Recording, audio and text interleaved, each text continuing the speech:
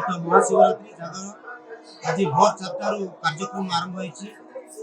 ଭୋର 4ଟାରୁ ଭକ୍ତମାନଙ୍କର ଭିଡ଼ ଜମିଛି ଏବଂ ଭକ୍ତମାନେ ଆସୁଛନ୍ତି ଯାଉଛନ୍ତି।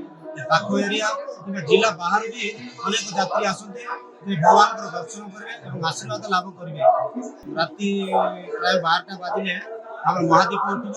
ତାପରେ ରାତି ପାଇଁ ମନୋରଞ୍ଜନ କାର୍ଯ୍ୟକ୍ରମ ମଧ୍ୟ ଅନୁଷ୍ଠିତ କରାଯାଉଛି। କାହିଁକି ଜାଗର ରାତି, ସେଇଥିପାଇଁ ଗୋଟେ ସାମାଜିକ ନାଟକର ମଧ୍ୟ ବ୍ୟବସ୍ଥା କରାଯାଇଛି।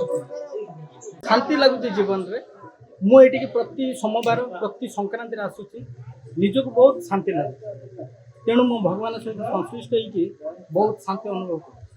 ଅନେକ ଜାଗାରେ ଶିବ ମନ୍ଦିର ଅପେକ୍ଷା ଆମର ନୂଆଗଡ଼ ବ୍ଲକର ଏଇ ତିତିସିଂର ଶିବ ମନ୍ଦିର ତାର ସ୍ୱତନ୍ତ୍ରତା ହେଉଛି ପ୍ରତ୍ୟକ୍ଷ।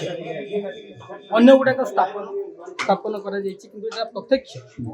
ଯେହେତୁ ଆର ଗୋଟେ ତାତ୍ପର୍ଯ୍ୟ ଆଉ ମର୍ଯ୍ୟାଦା ହେଲା ଏବଂ ମନ ଭିତରେ ମଧ୍ୟ ଶାନ୍ତି। ଆମ ଗାଁରେ ବି ମନ୍ଦିର ଅଛି, ତଥାପି ଏଇଠି ଯୋଉ ଭାବଟା ଅଛି ସେ ଭାବଟା ଆମକୁ ଜାଣି ଆଣୁଛି। ଯେତେ ଦୂର ଥିଲେ ବି ଆମେ ଜାଣି ଆଣୁଛୁ ଏଇ ଭାବଟା। ସେଇଥିପାଇଁ ଶିବ ମନ୍ଦିର ମାନେ ଆମର ପ୍ରତିଷ୍ଠା ଦେବତା ଆମେ ଛୋଟ ବେଳରୁ ମାନି ଆସୁଛୁ। ସେଥିପାଇଁ ମୁଁ ଆସିଛି, ଦୂରରୁ ଆସିଛି।